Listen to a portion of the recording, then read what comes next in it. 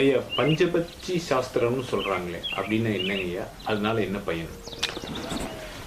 பஞ்சபட்சிங்கிறது பஞ்சமி பஞ்சம் அஞ்சு பட்சிகளை பற்றி.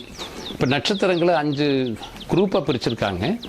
பஞ்சபூதங்கள் 5, நமக்கு பஞ்சேந்திரியங்கள் 5, பஞ்சபூதங்களுக்கு தகுந்த பஞ்ச பட்சிகளை பிரிச்சிருக்காங்க. இப்போ பகலையும் இரவையும் சேர்த்து பகலில் 5 ஜாமமும் இரவு 5 ஜாமமாக பிரிச்சிருக்காங்க. இப்படி ஒவ்வொரு ஜாமத்துலேயுமே 5 வகையான, ஒரு பட்சிக்கு 5 வகையான தொழில் இருக்கிறதா சொல்கிறாங்க. பட்சிக்கான தொழில் 5.